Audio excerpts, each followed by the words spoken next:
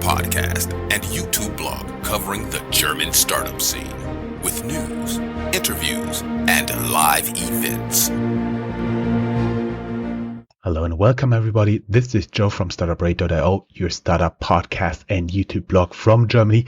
And as of today is 18th of February, we are the world's first 24/7 internet radio station dedicated to startups and tech companies. Check your preferred way to consume internet radio station and ask or look for Startuprad.io. An Alexa skill will be out soon as well. And I do have here, so to say, an expert in media cooperation with Hamburg startups. We do have Heinz from the Hamburg-based startup KONVOI here with us. But actually, welcome Heinz. And you are actually a Frankfurt boy, right? Yes, originally from Frankfurt and now, for longer in Hamburg. Oh, I can totally see that that Hamburg has also its charms as well as Frankfurt.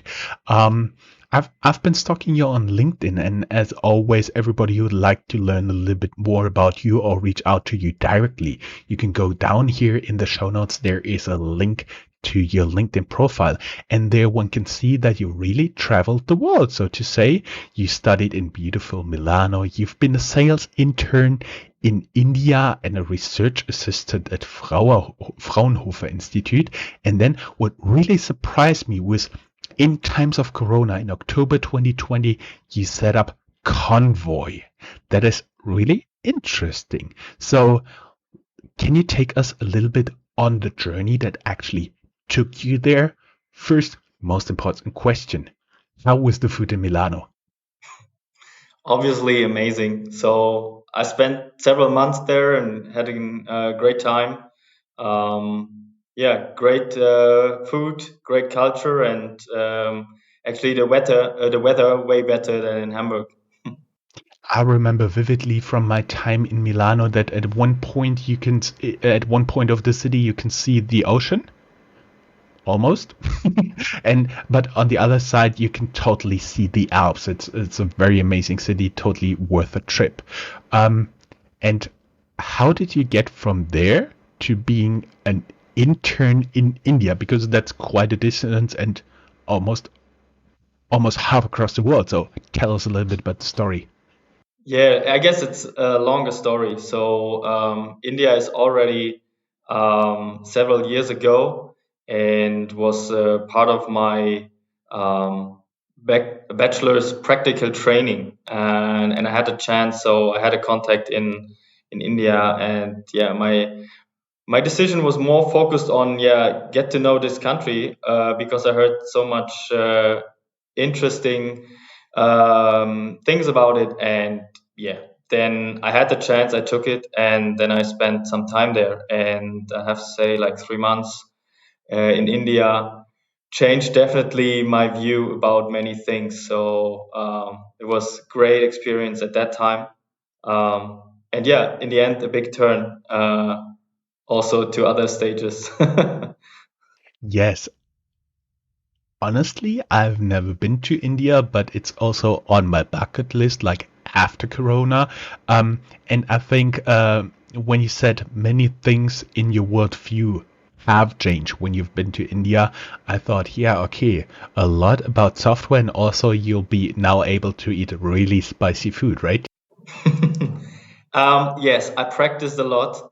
And so I would say I more or less became a real Indian eating food properly. And you have to say that after a while, this all goes back. So the level, I would say, normalized German level. I see. And actually from there, it took you to be a research assistant for Fraunhofer. We may add that Fraunhofer is one of the many institutes of research in Germany, more applied research. So from studying in Milano, enjoying the Italian lifestyle, to being an intern in India selling software, to being in a well-regarded international research institution as research assistant. how did this happen? Celebrity. Yeah, the point is like as you did, like stalking my LinkedIn page shows that I'm a person interested in many things, and actually there's maybe no real focus. The the great thing is at that time I was really interested in 3D printing, and I wrote my bachelor thesis about a salt-based 3D printing technology, where the Fraunhofer Institute developed on. And at that time, I was really interested in that, and I got some different knowledge there. So there was always kind of a change, I would say. I see. Very interesting stuff. And you've been selling software. You've been 3D printing with salts. That is quite interesting. And how did this lead to a logistics startup called KONVOI? Yeah, this actually a new turn, I would say. Once I started studying in Hamburg, I got to know to my now co-founder Alexander Jagiello, and he's a really a logistics expert. So we started talking about one time setting our own business together, and then we brought a lot of ideas, and his expertise in logistics was really the start, I would say. To talk more and more about it, and right now the outcome is KONVOI. Mhm.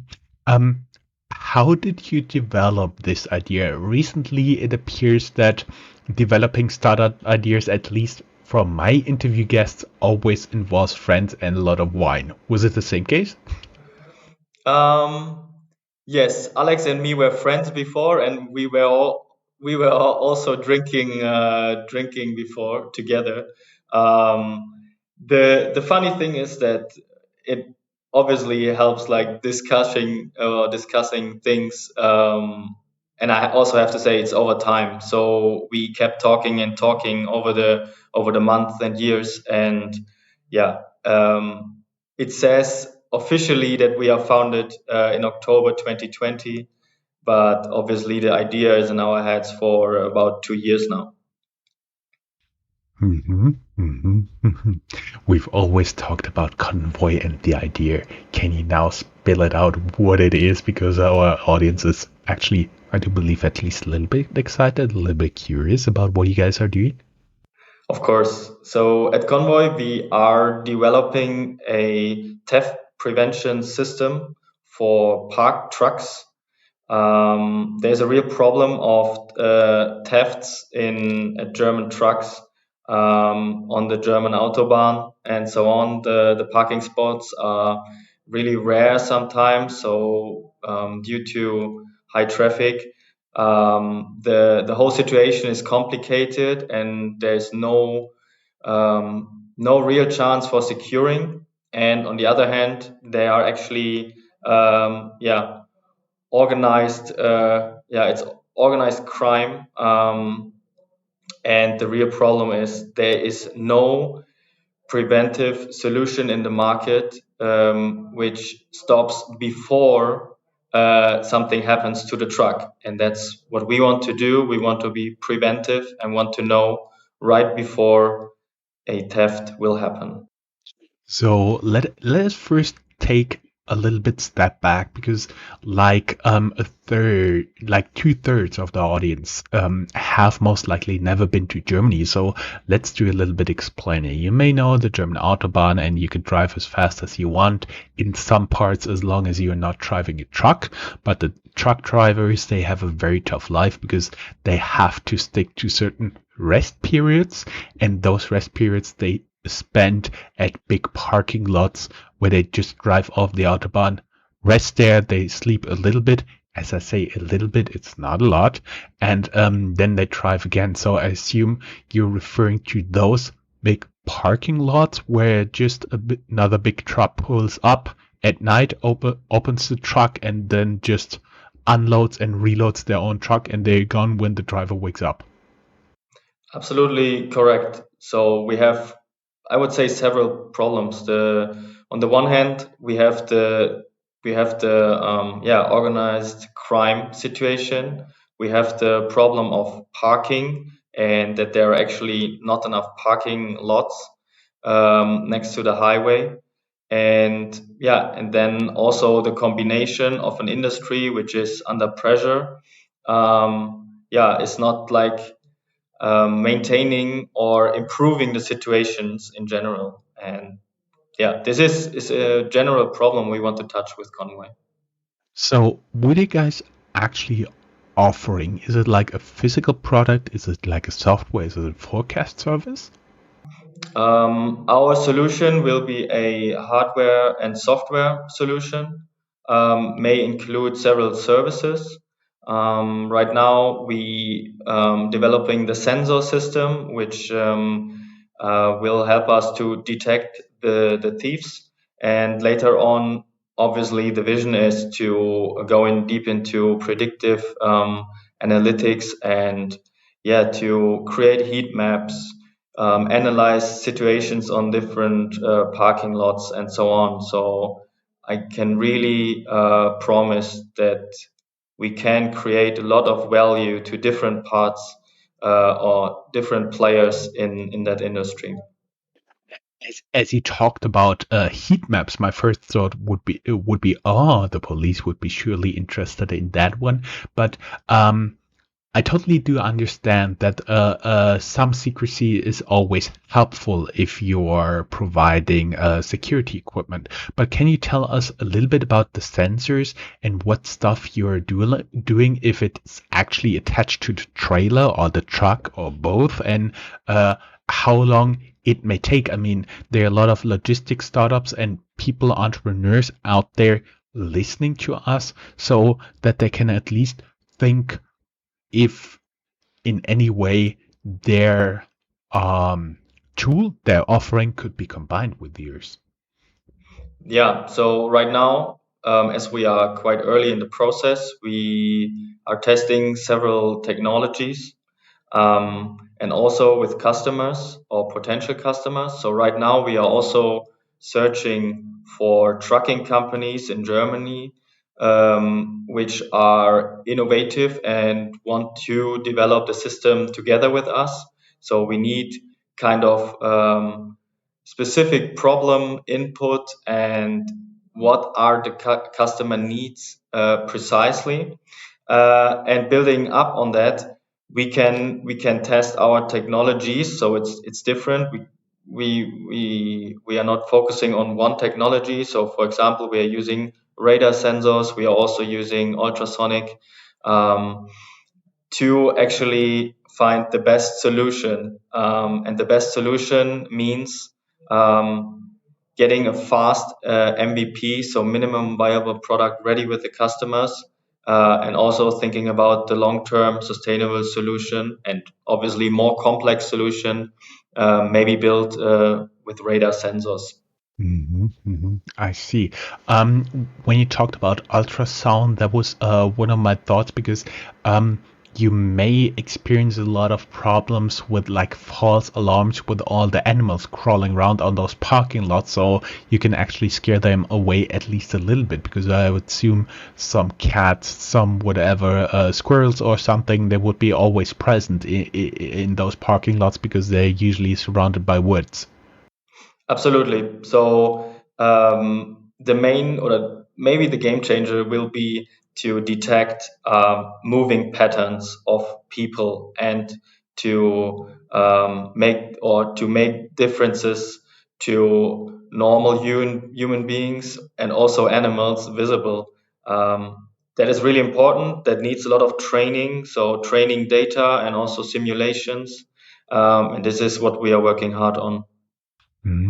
I see. We may add for the people out there who are just listening to this that there are truck parking lots out there where drivers, if they find one, can actually take a rest.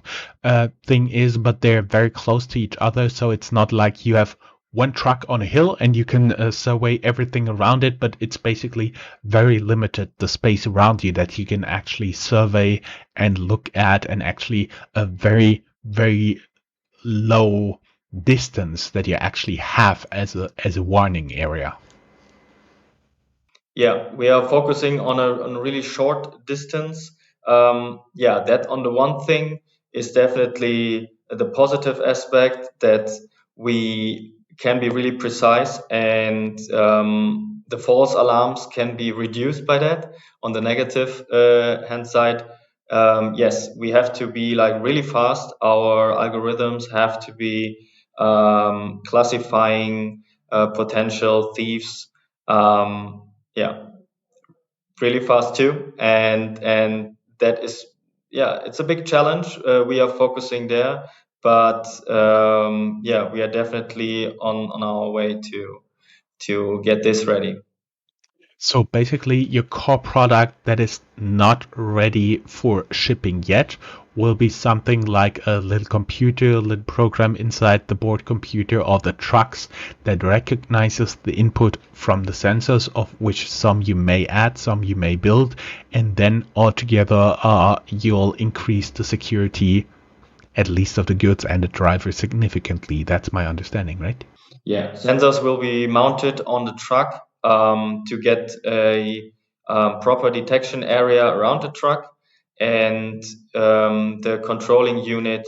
Our plan is to get this autonomous from the truck ready, that it's actually a mobile solution, and also helps if the, for example, energy or battery of the truck is not available.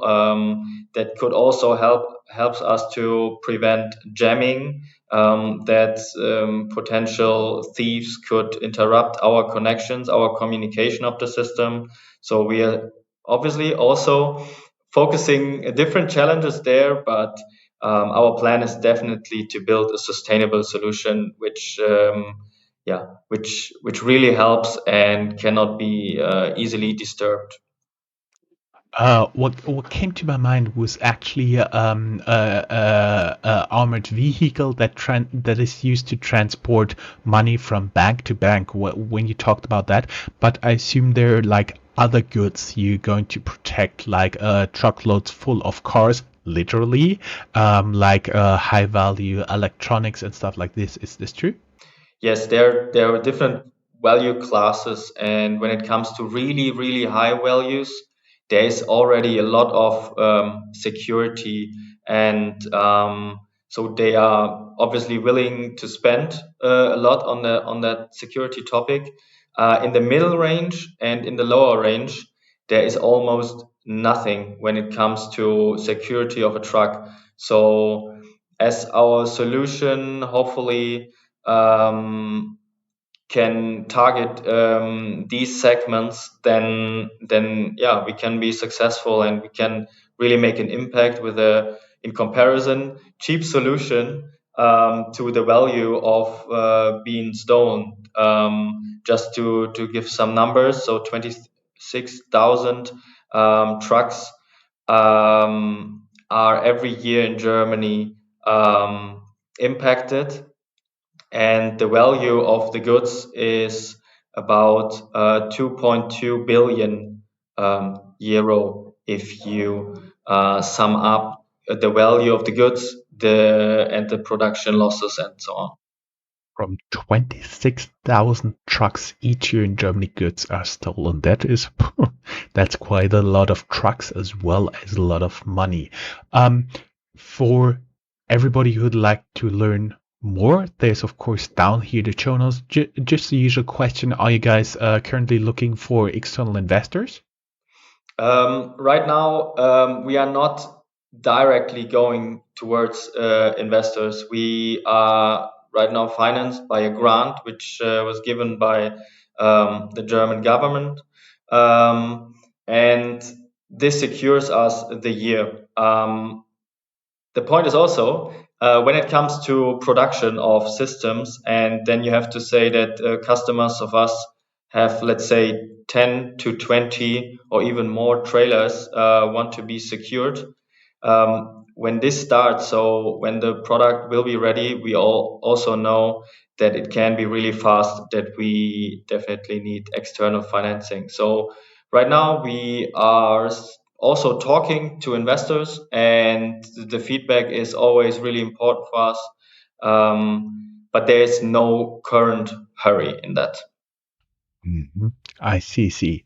And everybody who'd like to learn more, go down here in the show notes. Heinz, it was a pleasure having you here.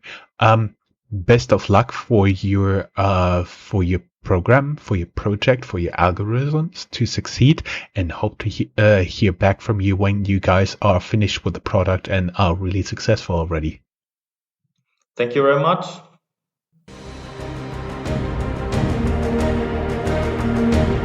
That's all, folks. Find more news, streams, events, and interviews at www.Startuprad.io. Remember, sharing is caring.